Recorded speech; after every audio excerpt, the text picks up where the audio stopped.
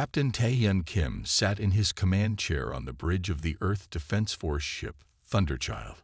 His dark eyes watched the stars on the main screen.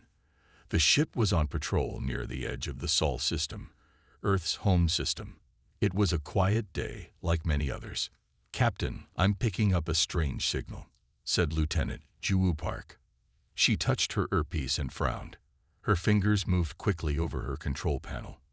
"What kind of signal, Lieutenant?" asked Captain Kim. "It's not one of ours. It's not coming from any Earth ship or station." Ju tilted her head, listening carefully. It sounds like a call for help." Captain Kim stood up and walked to her station. "Can you clean it up?" "I'm trying, sir." Ju's fingers danced across the controls. "The signal is weak. It's coming from very far away, beyond our normal range." The bridge crew fell silent. They had never received a message from beyond the solar system before. Humans had not yet met any aliens, or so they thought. "I've got it," said Ju, putting it on speakers. A strange voice filled the bridge. The words were not in any Earth language. The sound was musical but filled with fear. "Run it through the translator," ordered Captain Kim. Ju nodded and pressed more buttons. After a moment, the computer spoke. "Translation complete. Confidence level 72%. The message played again, this time in English. "This is Outpost Lumina of the Galactic Concord. We are under attack by voidborn forces. Our defenses are failing. Any nearby civilizations, please help. We are a peaceful people. We cannot fight them alone. Our coordinates follow." A series of numbers appeared on Ju's screen. "Sir, these coordinates, they're 17 light-years away," said Ju, her eyes wide. Captain Kim returned to his chair. "Send a message to Earth Command. Include the full recording and translation." "Yes, sir," said Ju. The bridge was quiet again. Everyone was thinking the same thing.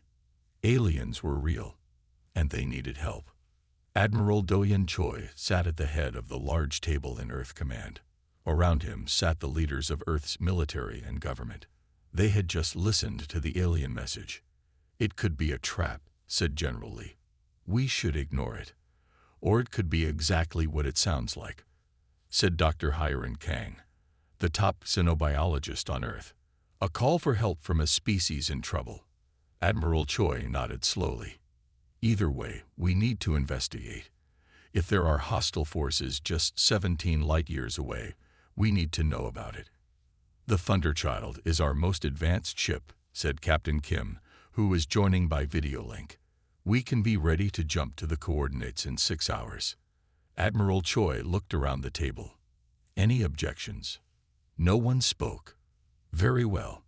Captain Kim, prepare your ship for first contact.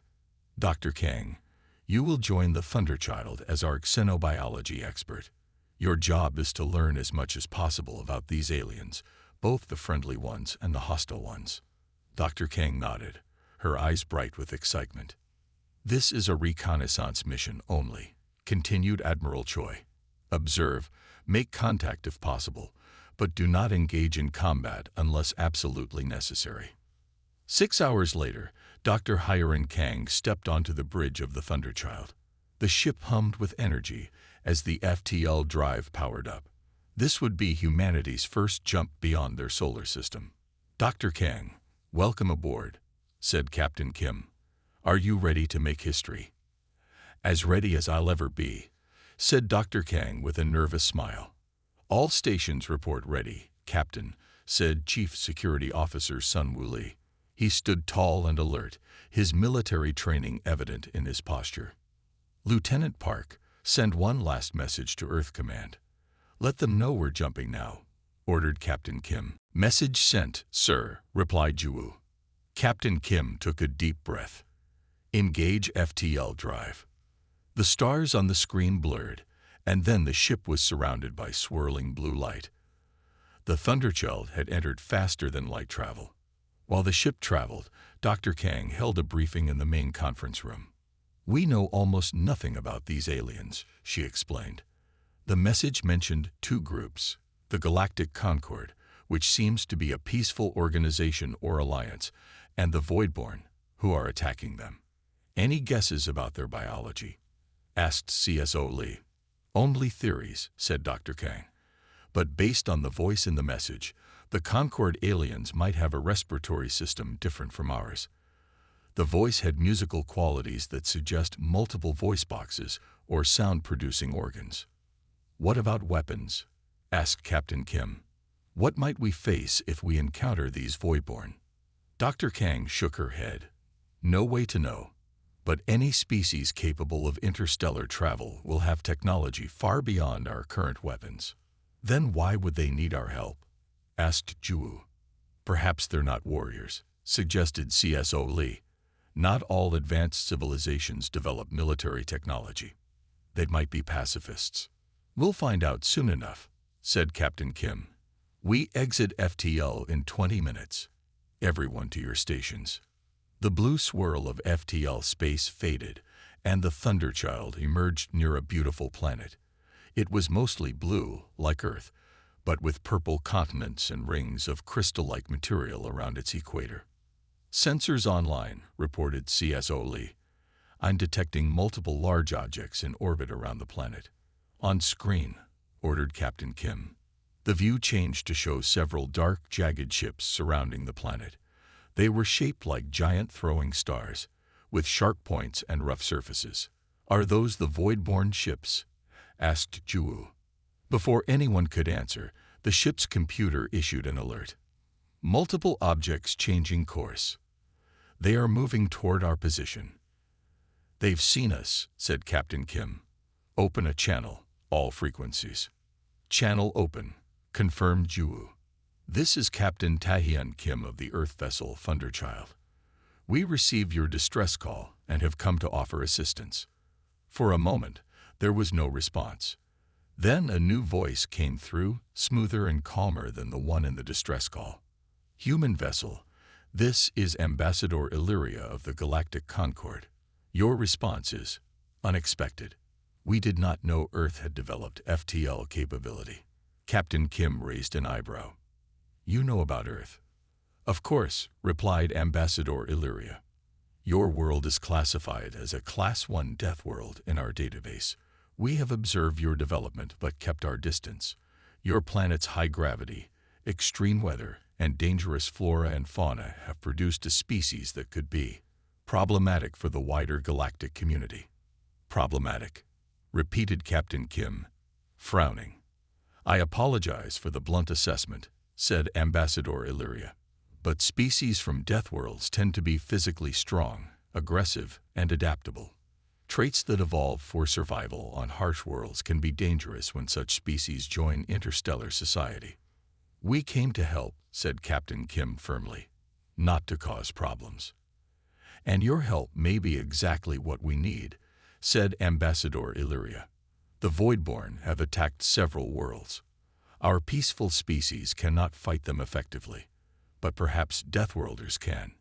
Suddenly, the ship shook violently. We're under attack, shouted CSO Lee. 3 Voidborn ships are firing on us. Shields at 80%, reported another crew member. Captain Kim's eyes narrowed. So much for reconnaissance. Battle stations. Show these Voidborn what humans can do. The Thunderchild's engines roared to life as it turned to face the attacking ships. The first battle between humans and alien aggressors had begun, and the galaxy was about to learn why Deathworlders were feared. On the planet below, Ambassador Illyria watched the human ship's swift, aggressive response with a mixture of hope and concern. The humans had answered their call for help. Now they would see if Earth's dangerous children would be their salvation or just another threat to fear. The Thunderchild moved like a dancer among the stars. Captain Kim's orders came fast and clear. Evasive pattern delta. Return fire when locked. The human ship dodged most of the Voidborn attacks. The few hits it took made the shields flare bright blue, but hold strong. Sir, incoming message from the planet, said Lieutenant Juwu Park. Put it through, ordered Captain Kim. Human vessel, came Ambassador Illyria's voice. Please disengage and move to these coordinates. Our ground forces will provide cover fire from the surface. A set of numbers appeared on the main screen. Acknowledged, said Captain Kim. Helm, get us there. The Thunderchild turned sharply and raced toward the new position. Behind them, the Voidborn ships followed, but suddenly bright beams shot up from the planet's surface. The beams hit one of the Voidborn ships, making it turn away. They'd broken off pursuit, reported CSO Sunwoo Lee. Good, said Captain Kim. Lieutenant Park, contact Ambassador Illyria. Tell her we'd like to meet her ground forces. 2 hours later, Captain Kim led a small team to the planet's surface in a shuttle. With him were Lieutenant Park, Dr. Kang, and CSO Lee. They landed near a large crystal building that sparkled with inner light. As they stepped out of the shuttle, the humans saw the luminary for the first time. The aliens were tall and thin, with 4 arms and light blue skin that glowed softly. They moved gracefully, as if they weighed almost nothing. One luminary stepped forward. I am Commander Solara. Welcome to Lumina. The humans noticed that the luminary did not walk, but floated a few inches above the ground. Thank you for coming to our aid, continued Commander Solara. The Voidborn have been attacking our settlements for weeks now. Captain Kim bowed slightly. We received your distress call. We're still surprised you know about us. The Galactic Concord has observed Earth for centuries, said Commander Solara. Your planet was marked as dangerous. Most species in the Concord evolved on gentle worlds with stable environments. Dr. Kang stepped forward, but not the Voidborn. No, said Commander Solara. They come from a harsh world too, like yours. But they lack your restraint. CSO Lee looked up at the sky. Those ships aren't coming back, are they? Not yet, said Commander Solara. But they will. They want our crystal cores. They power most of our technology. At that moment, Ambassador Illyria arrived. She was similar to Commander Solara, but wore elaborate robes that shimmered with changing colors. Captain Kim, she said, I must apologize for our previous classification of your species. We feared that beings from a death world might be too aggressive for peaceful contact. Captain Kim smiled slightly. Yet here you are, asking for our help against aggressors. Yes, said Ambassador Illyria. The Concord Council is reconsidering many things. Suddenly, alarms sounded from all around. Voidborn ground forces, shouted Commander Solara. They're attacking the city. 6 black ships appeared in the sky and landed nearby. Tall, muscular aliens poured out. They had gray skin with armor-like plates and carried weapons that glowed with red energy. The Luminary guards moved to defend, but they were slow and clumsy in combat. They're not built for fighting, muttered CSO Lee. He drew his weapon. Captain, permission to engage. Captain Kim nodded. Defend our allies. CSO Lee moved with incredible speed. The Luminary watched in amazement as he dodged energy blasts and fired back with perfect aim. Dr. Kang and Lieutenant Park took cover and provided supporting fire. The Voidborn seemed shocked to face such resistance. They had expected easy targets but found determined defenders instead. One Voidborn fired at Commander Solara. Captain Kim pushed her aside and took the hit on his shoulder. His uniform burned, but he stayed standing. You're hurt, gasped Commander Solara. It's just a scratch, said Captain Kim, lifting his weapon with his good arm. The fight lasted only 10 minutes. When half their forces were down, the Voidborn retreated to their ships and flew away. Ambassador Illyria stared at the humans with new eyes. You fought remarkably well. Just doing our job, said CSO Lee, checking his weapon. Some luminary were injured. Dr. Kang went to them immediately. Let me help, she said, opening her medical kit. Our bodies are very different from yours, warned Commander Solara. Basic medical principles are often universal, replied Dr. Kang. She worked quickly, applying bandages and medication. The injured luminary began to recover faster than expected. You have impressive medical knowledge, said Ambassador Illyria. When you live on a dangerous world, You learn to treat injuries quickly, explained Dr. Kang. Later, they gathered in a large meeting room. The crystal walls pulsed with gentle light. Captain Kim had a bandage on his shoulder but insisted he was fine. The Voidborn will return with more ships, said Commander Solera. They always do. Why do they want your crystals so badly? Asked Lieutenant Park. Ambassador Illyria touched a wall, and it displayed a holographic map of the galaxy. These crystals amplify energy, she explained. They make our peaceful technology possible, but the Voidborn want them for weapons. How many ships do they have? Asked Captain Kim. At least 30 in this sector, said Commander Solera.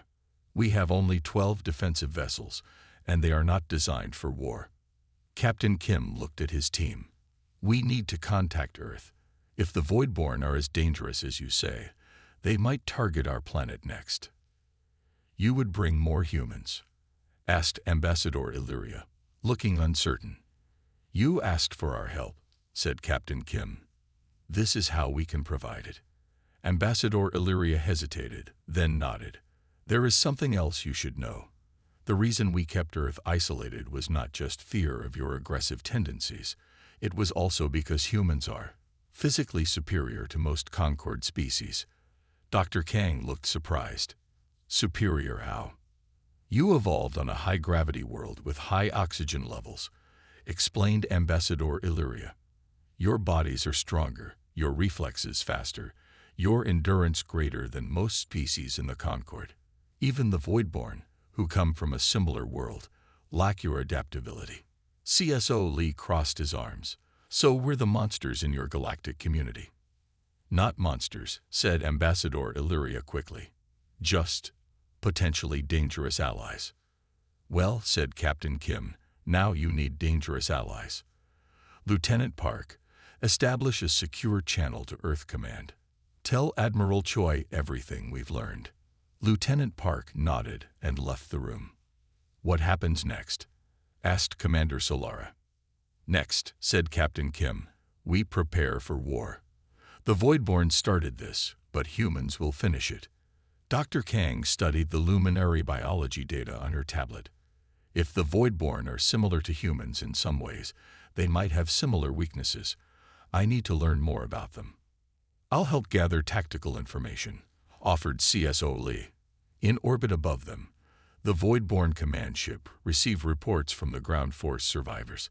The Voidborn commander, a large alien with multiple scars, reviewed footage of the humans fighting.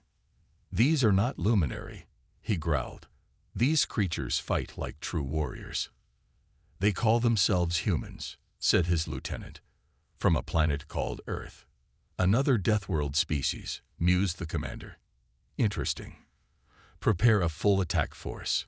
We will test these humans properly next time. The lieutenant bowed and left. The commander watched the footage again, focusing on CSO Lee's fast movements and Captain Kim's resilience after being hit. At last, he said to himself, worthy opponents. Back on the planet, Captain Kim looked up at the sky. He knew the next battle would be much harder. But for the first time, the Luminary had hope. The Deathworlders had answered their call, and humanity was ready to show the galaxy what they could do. 3 weeks had passed since the first contact. The skies above Lumina now held 7 Earth ships alongside the Luminary's defensive vessels. Captain Tatian Kim had been promoted to fleet commander and now directed operations from the Thunderchild. In a large crystal room on the planet's surface, Dr. Hiram Kang worked with Luminary scientists. Screens of data filled the air around them. Look at this, said Dr. Kang, pointing to a scan of the Voidborn captive. Their sensory organs are much more developed than ours. Yes, agreed a Luminary scientist. They can see more colors and hear more sounds than most species. That could be a weakness, said Dr. Kang. Enhanced senses often mean enhanced sensitivity. What if we created weapons that target those senses? The Luminary scientist's skin glowed brighter with excitement, a sound that hurts them but not us. Exactly, smiled Dr. Kang. In another part of the city, CSO Sunwoo Lee trained a mixed group of humans and luminary in combat techniques. "You must use your strengths," he told the luminary fighters. "You can float and move in 3 dimensions. Use that against the Voidborn." A luminary tried to lift a human weapon and struggled with its weight. "We are not strong like you," the luminary said. "Then we'll make lighter weapons," said Lee. "Or you can focus on strategy and coordination." The door opened, and a new human entered. He was shorter than Lee but had bright, alert eyes. "This is Engineer Django Yang," announced Commander Solara. "He has just arrived from Earth with new technology." Engineer Yang bowed slightly. "I've been studying the crystal samples you sent to Earth. I think I've found a way to combine them with our weapons."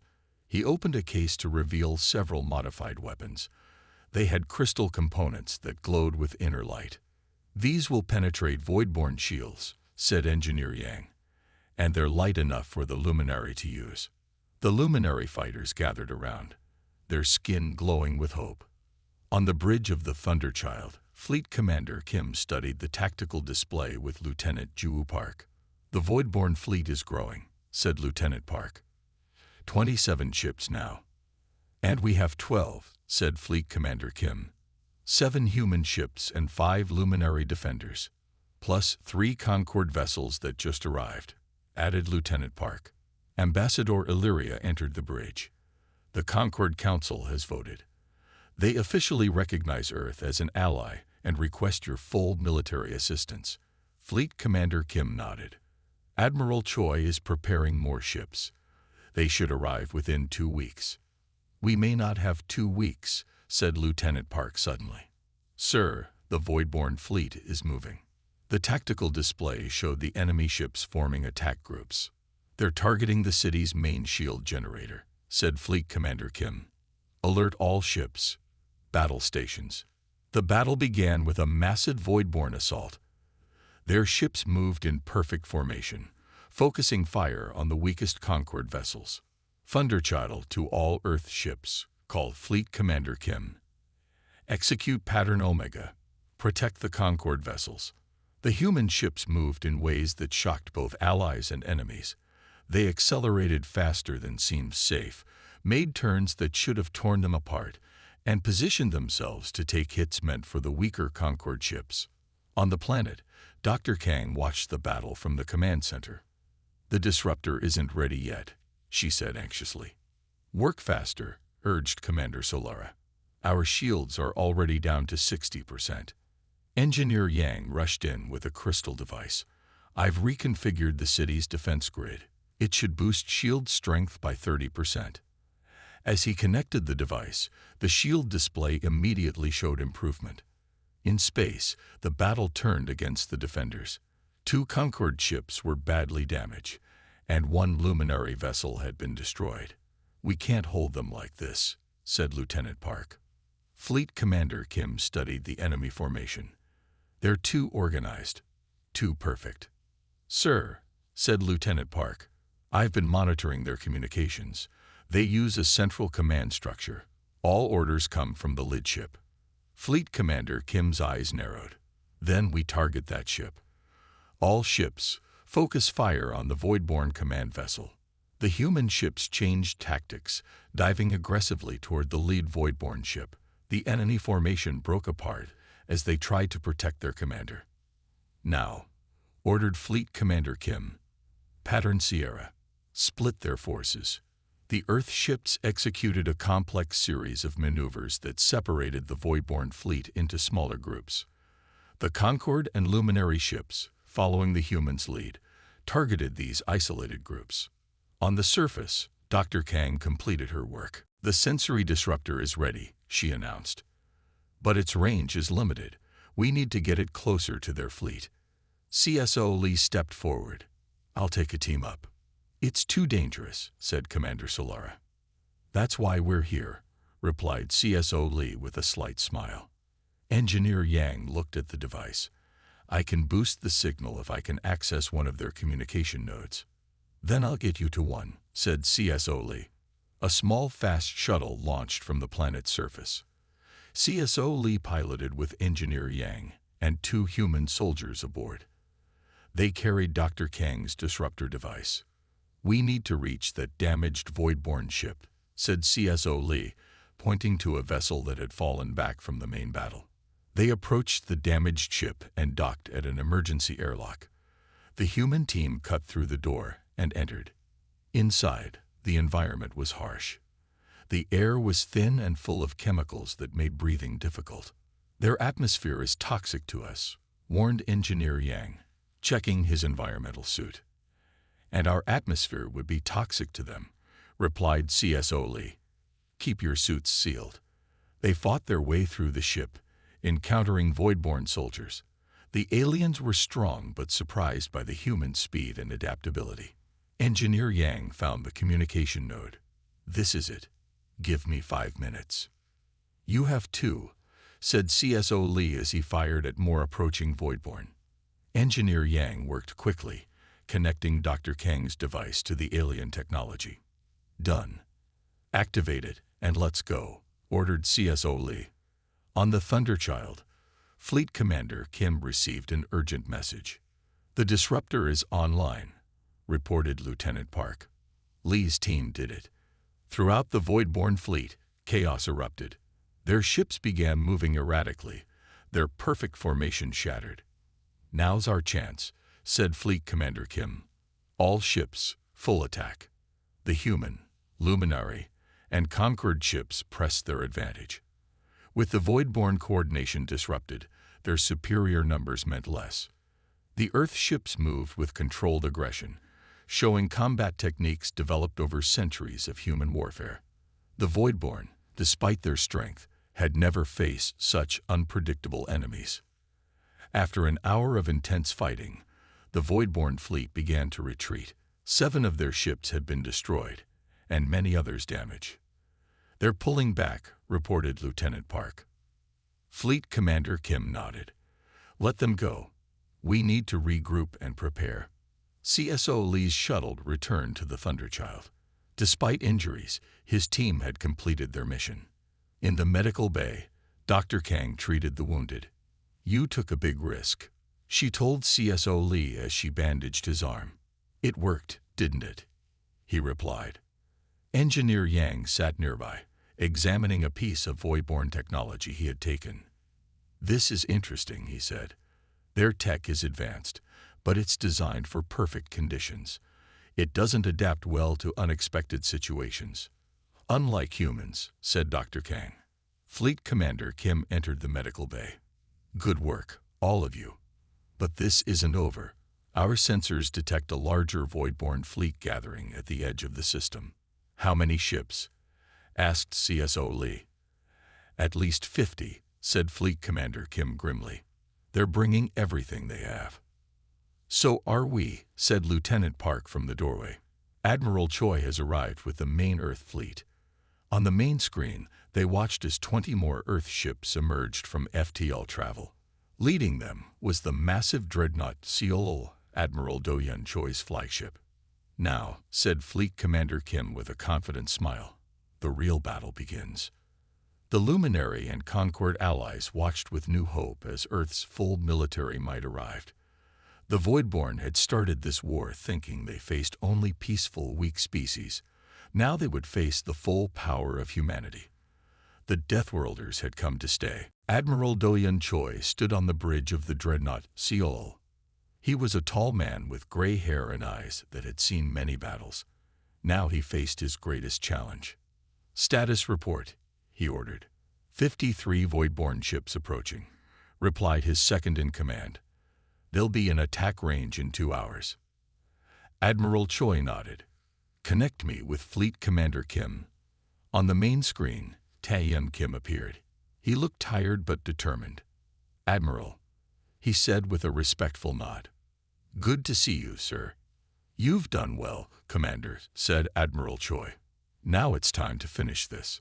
"The Voidborn have adapted to our earlier tactics," warned Fleet Commander Kim. "They're bringing new shields that can block our weapons." "Then we'll adapt too," said Admiral Choi. "That's what humans do best." In the Luminary Crystal Laboratory, Engineer Jonggo Yang worked with Dr. Hiren Kang and several luminary scientists. They surrounded a large crystal device.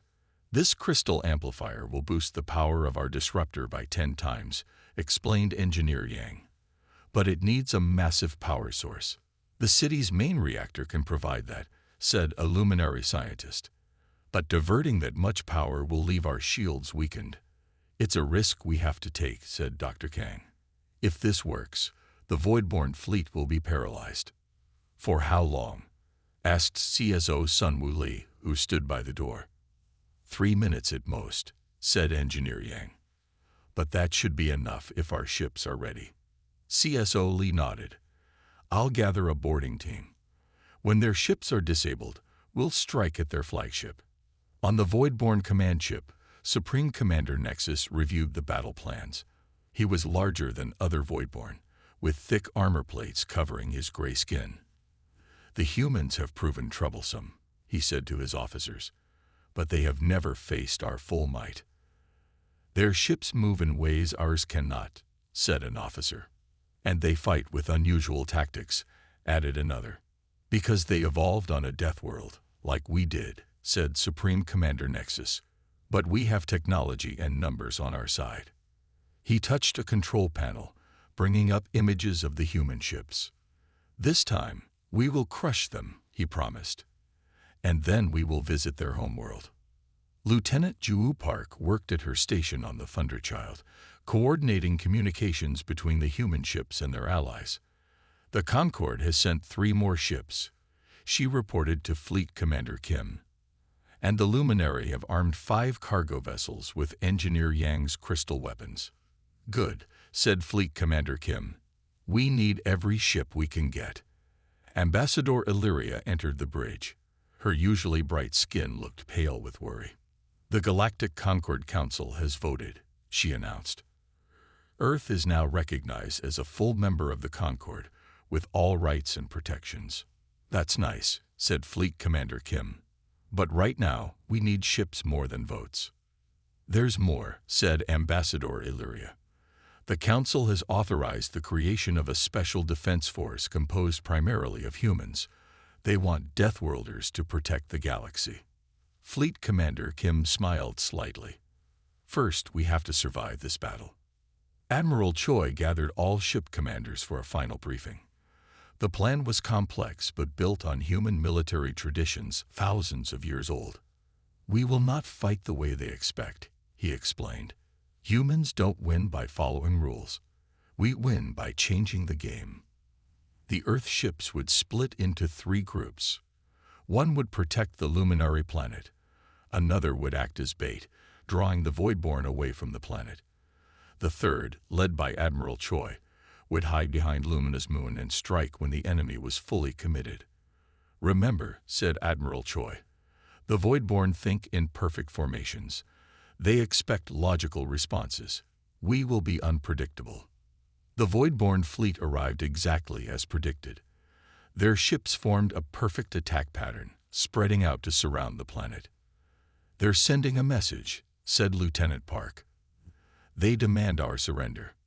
Tell them, said Admiral Choi from the Seoul, that humans do not surrender. The battle began with a massive Voidborn attack on the defending ships. The human vessels took incredible risks, flying maneuvers that pushed their crews and technology to the limits. In the city below, Engineer Yang watched the battle from the control center. The crystal amplifier is ready, he reported. But we need the Voidborn fleet to be closer together. Fleet Commander Kim's voice came through the communication system. We're working on it. Be ready. In space, the human ships executed a complex series of movements. They appeared to be retreating in disorder, but they were actually luring the Voidborn fleet into a tighter formation. They're pursuing, just as predicted, said Lieutenant Park. All ships report taking damage, but they're holding together. Fleet Commander Kim nodded. Humans built these ships. They're tougher than they look. On the luminary planet, Dr. Kang monitored the Voidborn biosignatures. Their coordination is even stronger now, she observed. They must have enhanced their hive-mind connection. That will make them even more vulnerable to our disruptor, said a luminary scientist. "If it works," said Dr. Kang quietly. CSO Lee prepared his boarding team on a special assault shuttle. They wore enhanced combat suits and carried weapons designed by Engineer Yang. "Our target is the Voidborn flagship," he told his team. "Once inside, we locate Supreme Commander Nexus and capture or eliminate him." A soldier looked nervous.